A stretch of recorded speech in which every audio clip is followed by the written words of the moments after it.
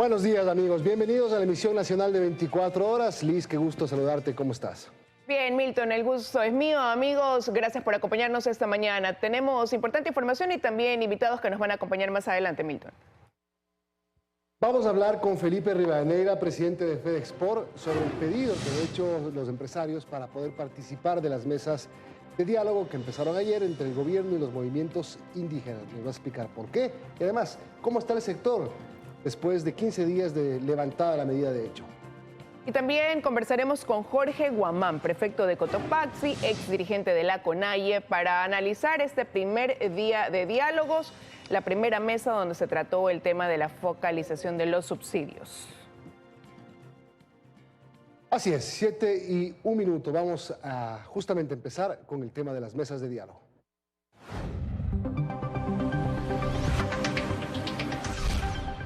Bueno, con reclamos arrancaron estas mesas de diálogo, la 1 y la 2, en la Conferencia Episcopal Ecuatoriana por parte de los movimientos indígenas que nuevamente aprovecharon la oportunidad para rechazar esas declaraciones del presidente Guillermo Lasso de que el financiamiento de las movilizaciones vino del narcotráfico. Ellos han dicho incluso que esto podría poner en una situación de riesgo lo que pueda resultar, ¿no?, de esta jornada de diálogo, donde no se llegó tampoco a ningún acuerdo el día de ayer, Milton.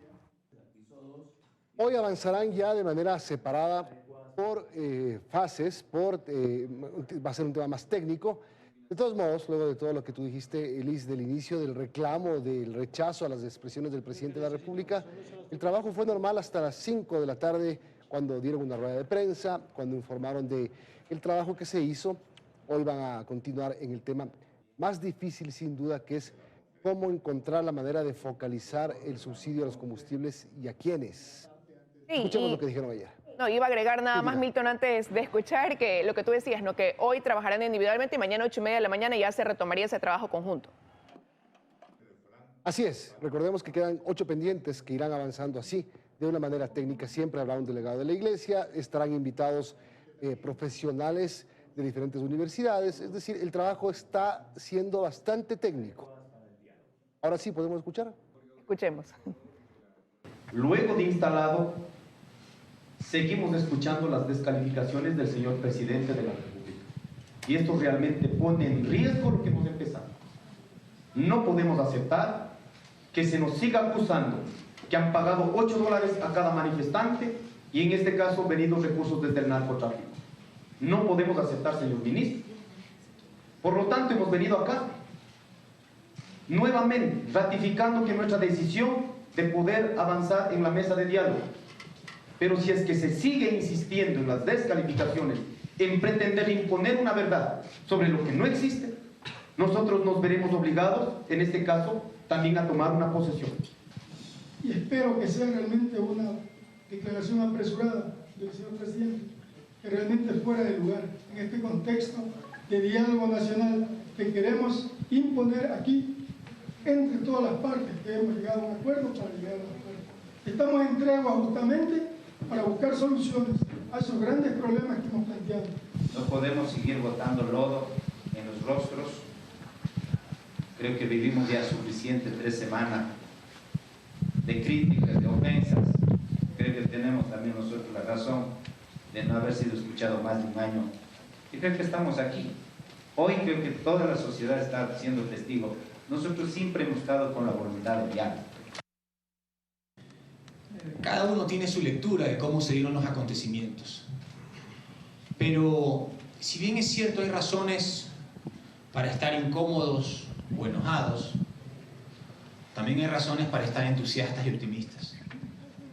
Y al final, como yo siempre digo, a una persona lo terminan definiendo más que sus palabras, sus acciones.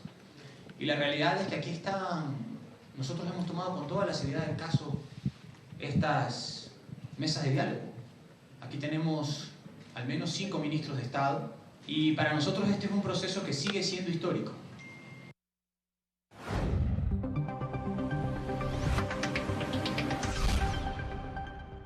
Hoy el presidente de la República estará en Huaquillas, en la provincia de El Oro, va a cumplir actividades y además dirigirá el gabinete social. Vamos a hacer contacto con Luis Alfredo Zúñiga para que nos cuente más detalles. Luis, buenos días. ¿Cómo están? Muy buenos días, Liz y Milton, amigos televidentes. A esta hora ya de la mañana, 7:05 minutos. En efecto, nos hemos trasladado hasta Huaquillas, en la provincia del Oro, en donde se espera que en las próximas horas, también durante la jornada de la mañana, llegue aquí el presidente Guillermo Lasso a cumplir una agenda de actividades. El primer punto se realiza en donde nos encontramos a esta hora. Aquí, donde pueden observar, se va a hacer la entrega de algunas soluciones habitacionales para los moradores de Huaquillas. Insistimos, acá en la provincia del Oro se encuentra ya casi todo listo. Esto se va a realizar cerca de las 11 de la mañana en este punto. Y a tan solo unos metros de donde nos encontramos, también en la Casa Comunal de Huaquillas, se va a realizar quizás la actividad principal de esta agenda que cumplirá el presidente Guillermo Lasso acá en esta zona fronteriza sur, que se trata del Gabinete Social, como bien lo mencionaron ustedes, compañeros, en estudios. Se espera, por supuesto, que quien encabece, quien dirija este Gabinete Social sea, por supuesto, el presidente Guillermo Lasso, junto a otros ministros de Estado. Recordemos que durante este gobierno y en los últimos días se ha confirmado que el gasto social va a ser prioridad como parte de las acciones de las diferentes entidades de Estado, principalmente la que financia, ¿no?, que vendría a ser el Ministerio de Economía y Finanzas. Han dicho que se va a asegurar el gasto social, entre ellos la entrega de algunos bonos, de servicios, de créditos y demás, ya que se menciona que va a ser una prioridad dentro de las acciones de los próximos días. Pues sin duda alguna lo que se anuncie, lo que se mencione como parte de este Gabinete Social, que insistimos, se va a realizar pasado el mediodía aquí en Huaquillas, provincia del Oro, van a ser sin duda algunos anuncios importantes. Nosotros vamos a estar presentes en ambas actividades, sobre todo en el Gabinete Social que se va a realizar al mediodía, encabezado por el presidente Guillermo Lasso, así se lo espera, y vamos a informarles en la emisión central de 24 horas cuáles son aquellos anuncios que sin duda serán importantes para la ciudadanía. A esta hora de la mañana, 7 de la mañana con 7 minutos, nosotros continuamos con ustedes en estudios, compañeros. Muy buenos días. Buenos días, Luis Alfredo, muchísimas gracias.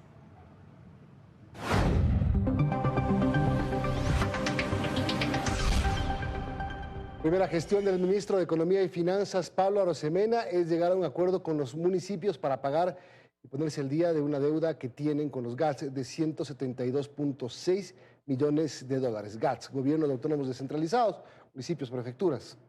Inicialmente dispuso ya el pago de 14.5 millones, ¿no? Pero ha dicho que este cronograma abarcaría, para ponerse ya al día con todo lo que deben, aproximadamente un año. Tomaría eso. Una parte se cubrirá este 2022 y la otra parte el 2023, lo que forma parte del plan que él anunció incluso para dinamizar la economía, ese plan ABC.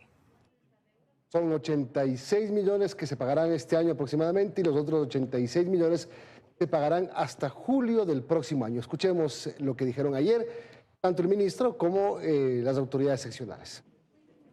De julio a julio serían un año que cancelaríamos todo, para tener el gran total de 172.637.000 dólares, con lo cual vamos a saldar esas deudas del pasado. En promedio, alrededor de 14 millones de dólares de julio a diciembre de este año y una cantidad similar en promedio de enero a julio del 2023. El orden lógico es pequeños, luego medianos, luego grandes. Según el número de resoluciones y su valor, se pagará cada mes una resolución por GAT o dependiendo de su valor y el número de resoluciones se agruparán para el pago. Hay una deuda acumulada para las prefecturas que supera los 440 millones de dólares. Hoy estamos hablando de una parte. No nos va a satisfacer a todos, no estamos todos de acuerdo, pero eso es la realidad que está viviendo el país. Eso es lo que puede hacer el Estado en estos momentos.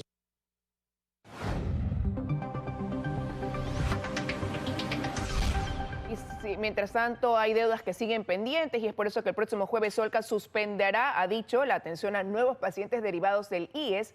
Esto si es que el Instituto de Seguridad Social no paga esa deuda que mantiene con ellos y que ofreció Milton cancelarla en abril y todavía pues no se ha efectuado ningún pago. Hubo una rueda de prensa, recuerda, donde se anunciaba todo el acuerdo de pagos y el cronograma que estableció el Ministerio de Economía y Finanzas, pero este reclamo se suma al de otros prestadores externos del servicio que también le piden al IES y le reclaman por la falta de pagos. Todos ellos tienen algo en común. El Instituto Ecuatoriano de Seguridad Social les debe dinero. La semana pasada fueron las clínicas privadas. Señor presidente, llegará el momento en que hospitales y clínicas privadas prestadoras de salud tendrán que disminuir drásticamente su atención médico-quirúrgica a los pacientes. A ese reclamo se suman ahora Solca y los prestadores externos de salud de primer y segundo nivel. Nosotros como Solca dimos un 10% de descuento sobre la deuda para facilitar el pago. En los últimos 13 meses, muchos de nuestros miembros se han visto afectados por la falta de recursos del IES y la falta de pagos. En el caso de Solca, hace 3 meses hubo un compromiso de pago.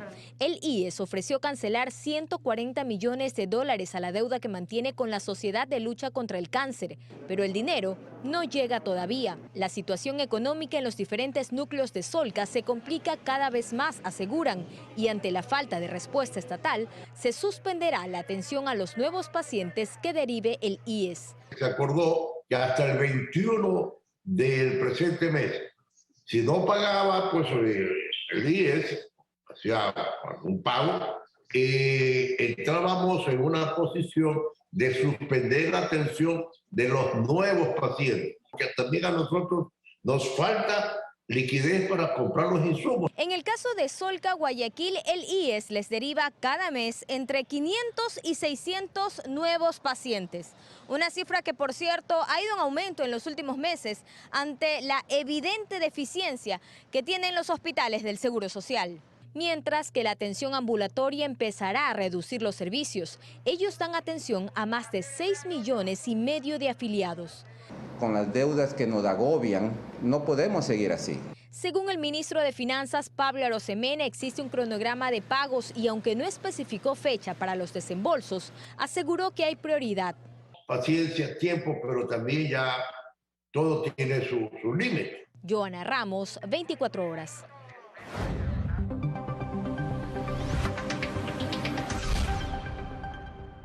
Ayer el secretario de Política Anticorrupción entregó al presidente de la República la estrategia anticorrupción que identificó varios sectores que son más propensos a que se cometan actos de corrupción. Ahí están telecomunicaciones, están el tema de salud, varias áreas que ya se sabe que siempre son las más expuestas y donde más actos de corrupción se cometen, ¿no? El presidente Lasso dio un discurso ayer recibiendo esta estrategia anticorrupción, que será trabajada en campo. Ahí en la Secretaría Anticorrupción dijo el secretario Verde Soto, al menos 20 técnicos que trabajarán en campo y que buscan, primero, la concienciación de los funcionarios públicos para que no caigan en la provocación de la corrupción. Los sectores más propensos a la corrupción son el petrolero, el de minería, el de telecomunicaciones, el de transporte, el de obras públicas, el de salud y el de financiamiento. Son las áreas clásicas donde se cometen actos de corrupción. Escuchemos lo que dijeron las autoridades ayer en el evento de lanzamiento de la estrategia gubernamental. Prefiero el calificativo de ingenuo, prefiero el calificativo de que no tiene experiencia política, que no sabe construir gobernabilidad, porque no hemos entregado ni hospitales, ni eléctricas, ni la UAFE, ni el SRI, ni las aduanas, y no lo vamos a entregar. Ellos, los expertos, son los que tienen gran habilidad política. En el gobierno de los ingenuos no tenemos operadores políticos, es decir, no tenemos ni hombres ni mujeres del maletín. Prefiero que me digan que me ven solo a estar acompañado por expertos con prácticas del pasado que implicaban evidentes actos de corrupción. 30 fichas de las 30 principales instituciones donde creemos existe alto riesgo de corrupción para que el presidente haga seguimiento y dé el destino que él considere adecuado, y entregamos también el producto de un trabajo coordinado y conjunto con los gobiernos de Canadá y Holanda sobre gran corrupción internacional.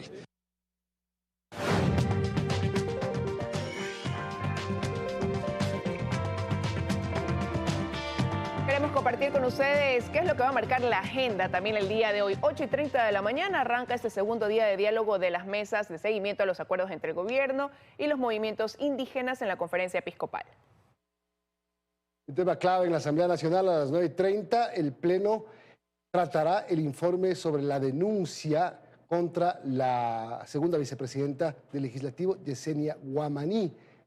Hay una recomendación de por medio para que sea destituida. Veremos qué suerte corre hoy en la Asamblea. Y a las 11:15 de la mañana arrancará lo que ya le habíamos mencionado, este gabinete que tendrá el presidente Lasso en Huaquillas, en la provincia de El Oro, donde además será la entrega de soluciones de la mañana. Y la Unión Nacional de Educadores está exigiéndole al gobierno que se publique ya en el registro oficial las reformas que dan paso a la equiparación salarial y que demandaría del Ejecutivo para cubrir este incremento de salario de 450 millones de dólares. Así es, el dictamen de la Corte Constitucional fue emitido el 20 de mayo, han pasado 45 días y hay algunos recursos que se han presentado de aclaración, de ampliación por parte de la Presidencia de la República que han dilatado este tema. La ministra de Educación ha dicho que ya prontito, en los próximos días, que están preparándose y que pronto lo van a hacer. El resto de la ley está en plena vigencia, ¿no?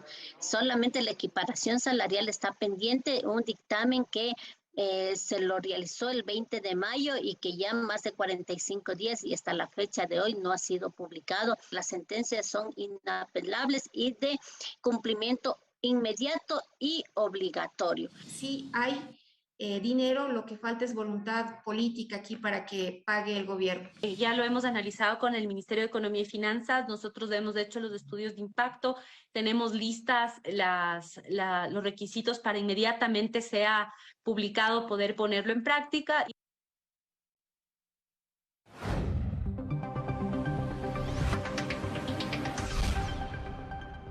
Bueno, un tema en el que nos hemos embarcado para visibilizarlo aún más de lo que ya era en el Ecuador, la desnutrición crónica infantil, que es un problema dramático en nuestro país, pero invisibilizado. Solo la mitad de ecuatorianos sabe que existe.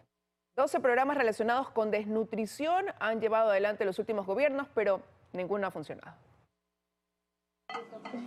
Seguramente ya sabe lo que es la desnutrición crónica infantil y ya es consciente de que no se ve precisamente en la delgadez de un niño. Pero ¿sabe si los niños de su alrededor podrían estar en riesgo?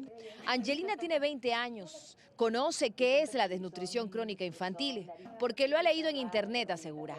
Que debemos de alimentar bien al niño, dándole, o sea, los alimentos también tienen que ser pollo con lo que es legumbre. ¿Y usted nunca ha tenido problemas con el niño? No, es solo lo que es la gripe, nada más. En Ecuador los más jóvenes son más conscientes del tema, pero para la mayoría de ecuatorianos la desnutrición crónica, que ataca a 3 de cada 10 niños en nuestro país, es un problema invisible. Casi la mitad de ecuatorianos no sabe que existe y la desinformación hace que ellos, quienes podrían ser los más vulnerables, no se sientan expuestos. Y cuando les preguntamos si entienden de lo que se trata, piensan que es algo vinculado únicamente al tema de alimentación. O sea, un niño flaquito, y no es de eso. Entonces, realmente para poder trabajar y mirando a largo plazo, poder prevenir y tener una sociedad que realmente esté en capacidad de desarrollarse adecuadamente, necesitamos trabajar todos en conjunto. Existen familias a quienes los ronda la desnutrición crónica infantil que probablemente no saben que están en riesgo. Según información de la Fundación Redni, en los últimos 15 años, los gobiernos han llevado adelante alrededor de 12 programas relacionados con desnutrición. Ninguno ha servido. La empresa privada también ha tenido iniciativas.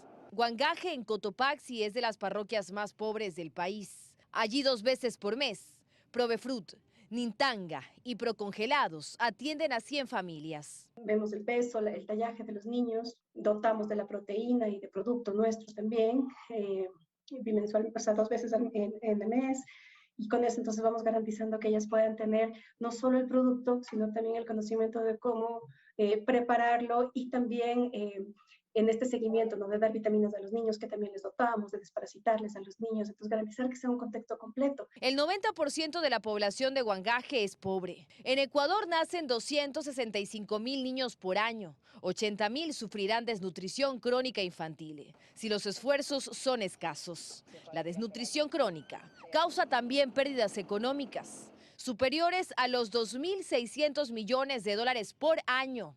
Ese es el costo extra que se genera en salud, educación y pérdida de productividad. Dayana Monroy, 24 horas.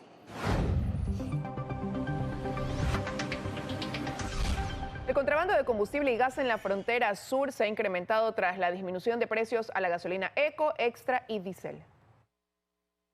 Sí, el combustible ecuatoriano de contrabando se vende al menudeo en el Perú, incluido el gas doméstico, ¿no? Veamos.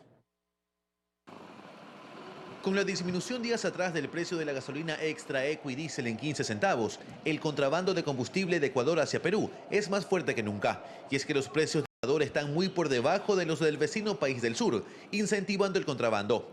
Un galón de gasolina extra en Ecuador se encuentra a $2.40, mientras en Perú está a $5.60. Y el diésel de $1.75 que se encuentra en Ecuador, en Perú el precio es de $3.60, subsidio que se paga con recursos públicos, pero que beneficia al contrabando. Un vehículo pequeño puede tener de 12 a 15 galones, pero ellos le sobredimensionan el tanque de combustible, que lo hacen hasta 50 galones. Lo infundan y lo pasan luego a Perú, igual por los diferentes pagos clandestinos. El parque automotor en Huaquillas es pequeño. Sin embargo, tan solo la gasolinera de Petroecuador en este cantón, de marzo a junio, vendió $2.9 millones. Este es el movimiento en esa gasolinera. Muchos vehículos. Cruzamos la frontera hasta Aguas Verdes en Perú para conocer cuál es el panorama. La imagen en esta gasolinera de Aguas Verdes en Perú es diametralmente opuesta. Debido al alto costo de los combustibles, pasa casi vacía. Por eso que nosotros estamos consumiendo el combustible del vecino de Ecuador, porque realmente que allá está súper económico. En nuestro recorrido encontramos el combustible de contrabando. No fue difícil. Está a la venta a vista y paciencia de todos, a tan solo unos metros de la gasolinera. Ahí es donde realmente paran los vehículos. Los transportistas vienen aquí porque la gasolina es barata acá. ¿Cuántos galoncitos puede usted vender en un día bueno, por ejemplo? Más 20 galones nada más. Ando aquí un par de horas nomás y me voy. Esta semana la policía ecuatoriana y peruana realizaron controles y han destruido 7 pasos clandestinos. Sin embargo, el trabajo llega a ser insuficiente en una frontera con más de 60 kilómetros de extensión. Un aproximado de unos 30 pasos clandestinos. Después de pocas horas que nos retiramos, vuelven a colocar. Pero si esto ocurre con el combustible, el gas no se queda atrás. El contrabando también es a vista y paciencia en el puente binacional, sin mayor control. Así lo constatamos. Mientras en Ecuador un tanque de 15 kilos está a $1.50, en Perú uno de tan solo 7 kilos se comercia hasta en $8. La unidad de delitos hidrocarburíferos de la policía ha detectado varios domicilios en Huaquillas donde se almacena de manera ilícita combustible y tanques de gas. Un aproximado de 7 casas. Subsidios que se pagan con recursos públicos, pero que terminan en las calles de Perú, a merced del contrabando. Luis Alfredo Zúñiga, 24 horas. Vamos a conversar con Felipe Rivadeneira, presidente de FEDEXPORT, sobre la situación de los empresarios, de las exportadoras.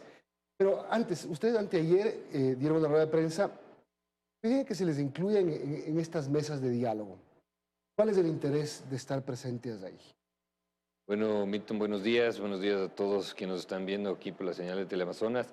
A ver, yo creo que tenemos una responsabilidad como sector exportador porque fuimos primero uno de los sectores más golpeados en esta paralización, que no fue una paralización menor, fue una paralización de más de 3 semanas, o casi 3 semanas, en donde lo que nos preocupa no es solo el monto de pérdidas económicas que ya lo hemos anunciado, que son más de $100 millones, sino la merma en la capacidad productiva que tenemos. Sufrimos ataques contra la propiedad privada, es decir, se destruyó esa capacidad productiva, hubo daños a instalaciones de riego, hubo daños a la nutrición o a la recopilación de materia prima. Es decir, esto nos va a tomar, lamentablemente, y tengo que decirlo, una recuperación de 3 a 4 meses y también habrá que ver la realidad de cada una de las empresas, porque aquí se necesitan recursos para poder reinvertir y poder tener esa capacidad productiva que teníamos antes del paro. Yo creo que, la verdad, los temas que se están tratando, primero es entre 2 partes, obviamente el gobierno nacional que nos representa a todos, pero la CONAIE es apenas un sector de la población. Estamos hablando de cómo vamos a sacar adelante o cómo vamos a recuperar esta oferta exportable que ya nos hizo muy buen bien a los ecuatorianos en el 2020, 2021, en plena pandemia. Tenemos que buscar los mecanismos para recuperar esta estructura productiva. De los 10 temas, de las 10 mesas, ¿cuál es la que más les preocupa o en la que más les interesaría o sobre la cual tienen alguna idea, propuesta? Bueno, hay un punto claro en el punto 3 de la CONAIE, de los 10 puntos, que habla de fijación de precios mínimos en el sector del agro y dice claramente no acuerdos comerciales, ¿no? Yo creo que eso es un enunciado lírico, político, que inclusive se va en contra de sus mismas bases, porque tenemos ya una data y una realidad aplastante como fue los beneficios del acuerdo con la Unión Europea, ¿no? El acuerdo con la Unión Europea cumple este año 5 años de vigencia, nos ha generado más de 600 millones de dólares en exportaciones, más de 30.000 nuevas de plazas de empleo, y justamente los productos del agro son los que se benefician, y nosotros sí creemos que debemos de estar en esa discusión, porque además de la Federación Ecuatoriana de Exportadores tenemos miembros de exportadores que son comunitarios, como Maquita Cuzunchi, como Fed Camari, que saben las necesidades, que negocian con precio justo, justo con comunidades que están en Chimborazo, que están en Tungurahua, que están en Cotopaxi, que están en Pichincha, que están en la Amazonía, y que se han visto beneficiados de los acuerdos comerciales. Entonces, yo creo que aquí la preocupación y realmente lo que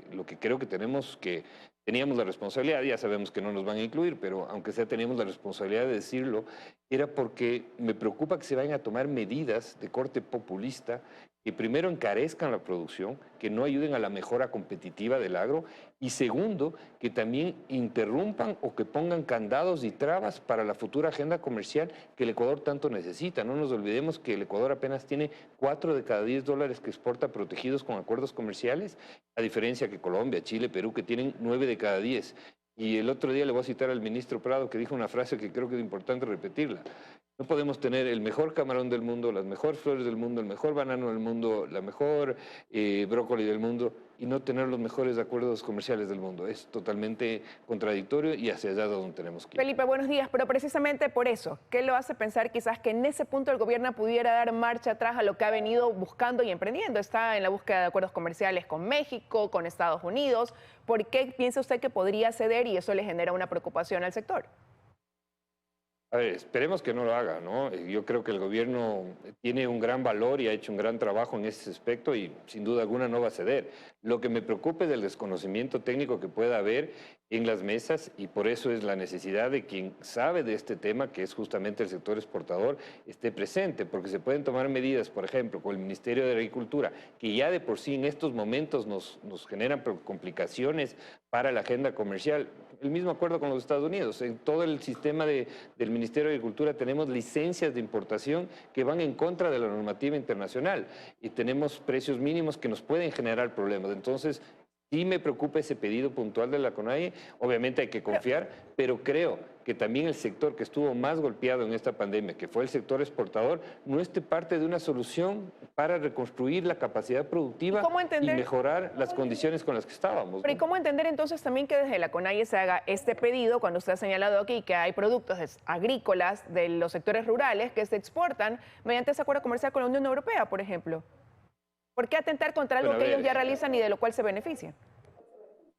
La verdad que, insisto, yo creo que es un enunciado más político, va en contra de las necesidades de sus propias bases, porque los acuerdos comerciales, como tú bien lo dices, Liz, la Unión Europea justamente a quien más beneficiado ha tenido del acceso preferente, de la eliminación de aranceles, justamente son los productos agrícolas que se generan en las zonas rurales. Necesitamos mucho más, es decir, y creo yo que el sector exportador tiene que estar muy pendiente de lo que sucede ahí, porque además es el mayor generador de empleo justamente en las zonas rurales, ¿no? Los acuerdos comerciales a quien más beneficia son a los productos agroalimenticios. Podemos tener, insisto, el mejor brócoli del mundo, la mejor quinoa del mundo, la mejor chía del mundo, todos los productos que se generan en la zona rural y en la zona agrícola del país, pero si tenemos que competir con aranceles promedios del 20 al 25%, simplemente no van a entrar. Y además de eso necesitamos crear nuevos sectores, es decir, que vengan nuevas millones de dólares en exportaciones, por ejemplo, pongamos el caso del aguacate, que el día de mañana trabajemos para generar 1.000 millones de dólares en eso, 1.000 millones de dólares en exportaciones de quinoa. Ahí es donde se va a generar el verdadero valor para la zona rural y el beneficio, que hay que trabajar en la competitividad del desarrollo del sector rural, en eso estamos totalmente de acuerdo, ¿no? ¿Por qué dices, Felipe, que ya sabemos que no nos van a incluir?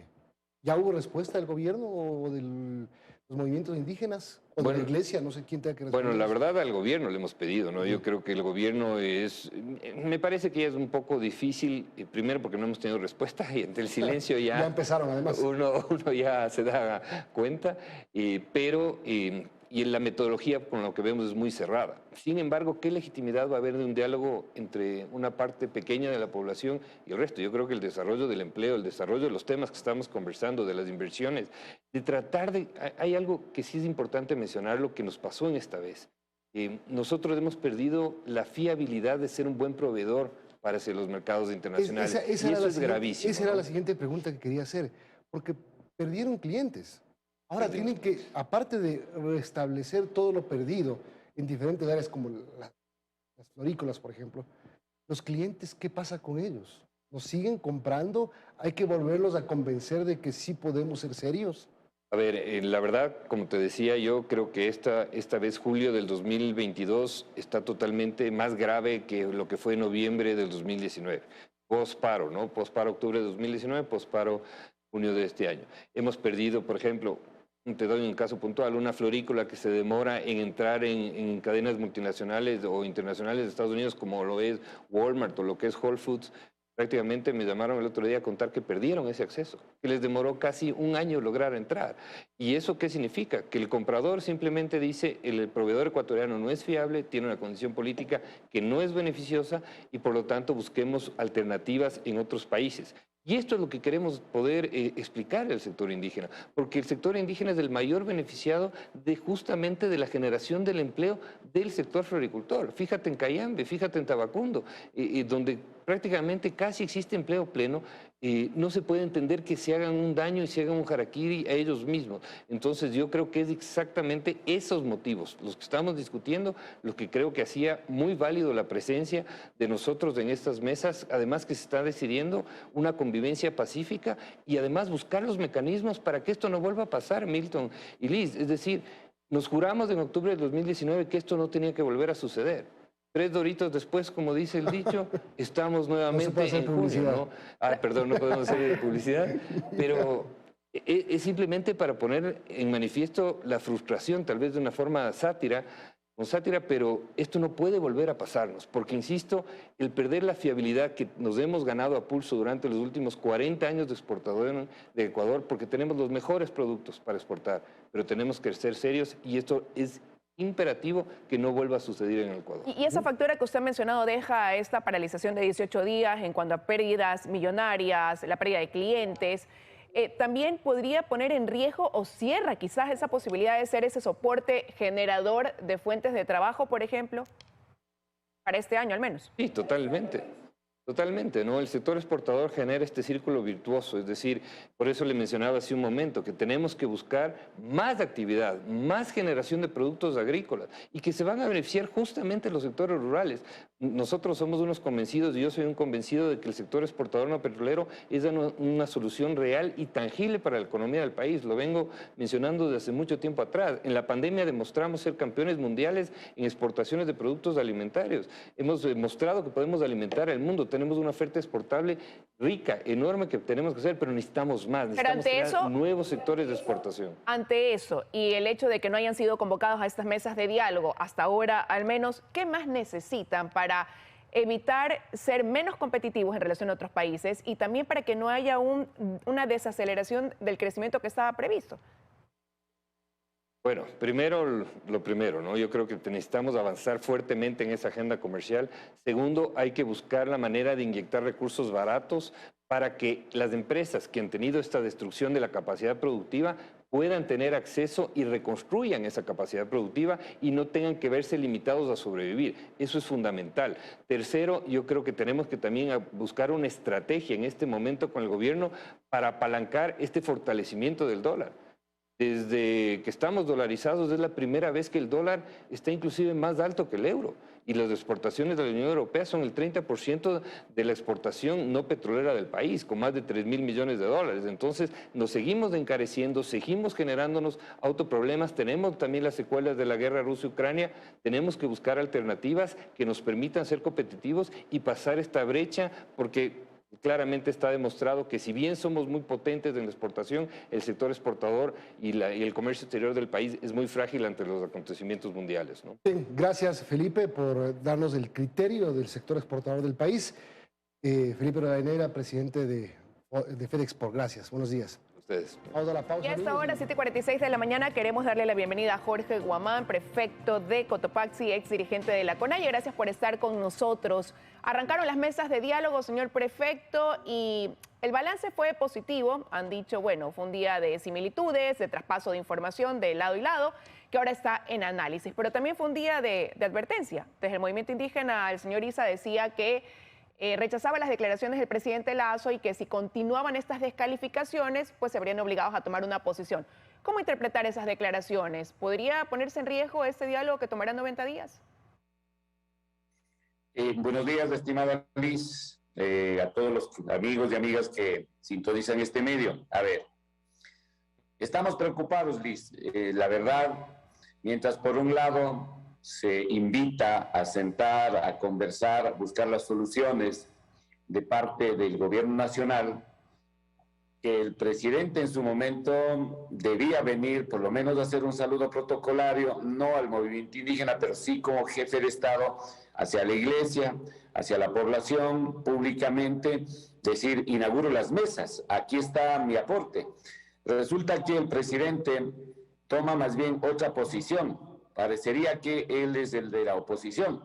Saca de toda la lógica en el tema de manejo, de manifestar de que hay unas vinculaciones medios complicadas, que el movimiento indígena está financiado o pertenece a sin número de cosas que está diciendo. Eso sí nos preocupa. Preocupa porque si el señor presidente de la República, con todo el respeto y consideración, si lo tiene, si lo sabe, diga con nombres, diga con números, diga con fecha, lugar. Si la inteligencia trabaja para la presidencia, manifieste. Pero parecería hasta la fecha, y estoy seguro, estimada Liz, estoy seguro, conozco al movimiento indígena, conozco a mis compañeros, conozco su procedimiento. No puede ser que solamente estemos viviendo una mezcla de ideas que de alguna manera no favorece al país, no favorece al movimiento, no favorece al propio presidente. ¿Cómo todo un presidente? Y recuerdo, Liz, en su momento también dijo, ¿sabe qué? Los asambleístas también están pidiendo plata, pero nunca hizo quiénes pidieron la plata y quiénes... No aclaró nunca. Entonces, al movimiento indígena también está haciendo aparecer así, y eso sí nos preocupa. Hay una preocupación en las bases, no solamente el presidente de la CONAIE, el presidente de la FEN, el presidente de la FENOCIN, no, estimada Liz, y hay un mensaje de preocupación. La gente pregunta, a ver qué pasó y qué sucedió. Si el presidente debe saber para calificar de esta manera al movimiento indígena, entonces sí tenemos esta preocupación. Pero que obviamente podría generar mucha reacción. Se preveía, señor prefecto, que después de esos 18 días de movilizaciones se iniciarían investigaciones, habrían procesos de judicialización que incluso se están llevando a cabo. ¿Mal no se haría en mezclar eso quizás o señalar que pudiera ponerse en riesgo un diálogo que ya fue previamente acordado y donde hubo pues incluso firmas de lado y lado para dar paso a lo que hoy se está ejecutando? Acabo de recibir en la noche una notificación de la Fiscalía. Me han involucrado a mí también, me están acusando, no lo sé. Yo voy a respetar y voy a presentar en la Fiscalía. Hay 4 dirigentes más, incluido el prefecto de la provincia de Cotopaxi, ahora en la citación de la Fiscalía que quiere investigar. En el caso mío, que me investiguen todo, absolutamente todo. Si quieran investigar, jamás de los jamases van a encontrar una idea, un trabajo ilegal o disperso que podrían estar pensando, imaginando, creando, no lo van a encontrar. Pero a mí me parece que un jefe de Estado no pueden estar haciendo estas cosas así, medias rudimentarias, diciendo, manifestando. Debe ser serio por el país. Y en eso creo que al final encontré algunas ideas del entrevistado anterior. Decía en el sentido de que preocupemos por generar trabajo, políticas públicas, responsabilidades, apoyo, planifiquemos, iniciemos una verdadera forma de gobernabilidad. Vamos a poder dar la corresponsabilidad a los ciudadanos también, o a los prefectos, a los alcaldes, invite, converse, pero eso no lo tenemos. Más bien tenemos ráfagas de acusaciones, ráfagas de sin número de intimidación desde los medios, y eso no me parece bien, estimado Luis. Perfecto, buenos días. ¿Por qué, usted acaba de hacer un detalle muy importante de lo que se necesita también, ¿por qué como los puntos parte de los puntos que reclamaba en el paro no está, por ejemplo, el tema de la desnutrición crónica infantil? Cotopaxi es parte de las provincias de la Sierra más afectadas por la desnutrición crónica infantil. Somos del segundo país de la región con la mayor tasa de desnutrición crónica infantil en niños de menos de 5 años. Cotopaxi es una de las provincias con mayores índices de analfabetismo del país, llega al 10.5%. ¿Por qué esos temas no son tan importantes para la dirigencia indígena? Y sí, como punto número 1, el tema de las gasolinas.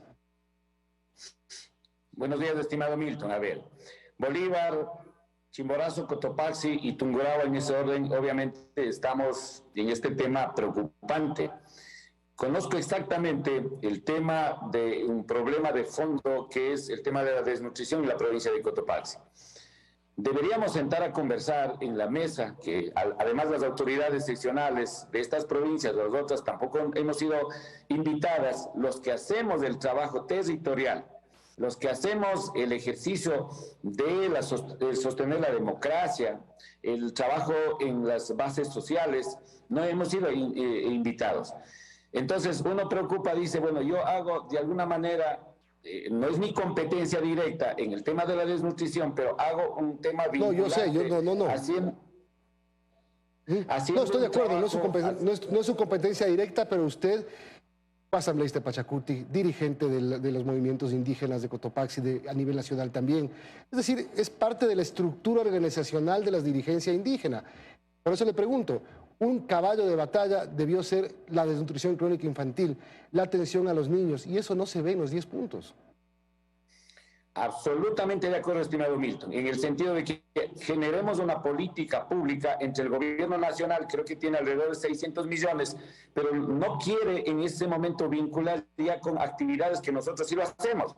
Yo sí tengo programa de desnutrición con mujeres, tengo en tema concreto aquí en la provincia de Cotopaxi. Estoy trabajando en las parroquias rurales de Cantón Latacunga. Ya no es, estimado Milton, el referente Huangaje. En su momento estaba mirando la investigación. Ahora son Mulaló, Alaques, Pastocalle, Tanicuchigua, Itacama, Toacaso de Cantón Latacunga. He hecho un estudio de la Universidad de California de Estados Unidos, demuestran de que hay altísimo grado de desnutrición, por lo cual estoy llevando adelante, pidiendo de alguna manera un permiso al MIES, que me dio la facultad para poder trabajar en la desnutrición, lo estoy haciendo. Pero el gobierno nacional, ¿sabe qué quiere hacer, estimado Milton?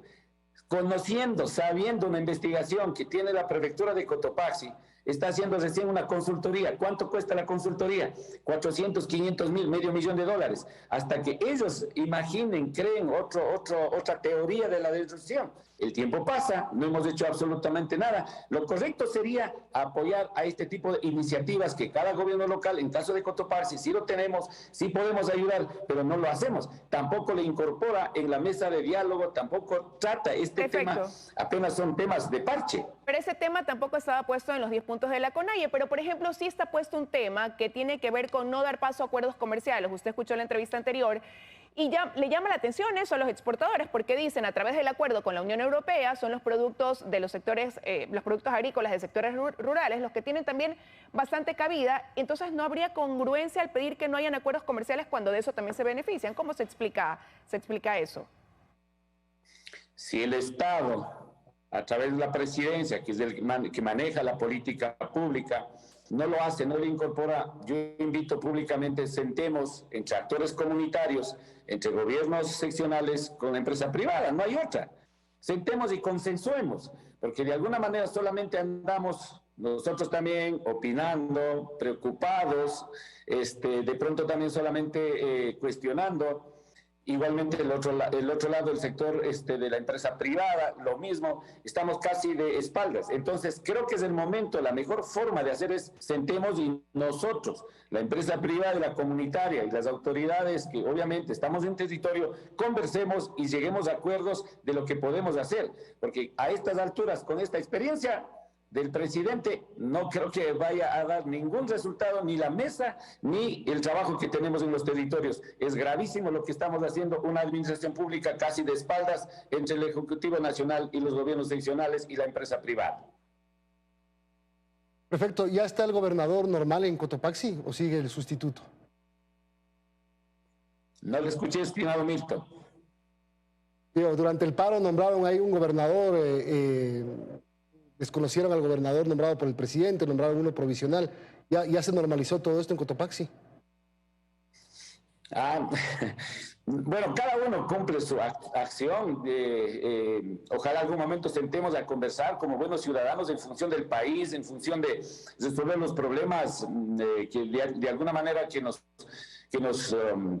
en el momento tenemos, el tema de la línea de la pobreza, la desnutrición, la marginación, la falta de confianza que también hemos generado, sea alcalde, sea prefecto, sea gobernador, sea la empresa privada, sea los ministros, ojalá una mesa de donde generemos políticas públicas verdaderos que podemos hacer. Si en eso Cotopaxi puede aportar, estamos listos para generar otro tipo de cultura del diálogo y defender la democracia en el país.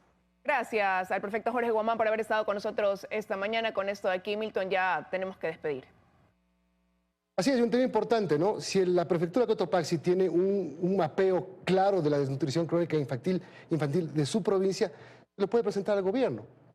Falta de comunicación no más. Gracias. Falta de comunicación. Nos vemos mañana. El tiempo que se podía ahorrar si mejora esa comunicación. Hasta mañana. Totalmente.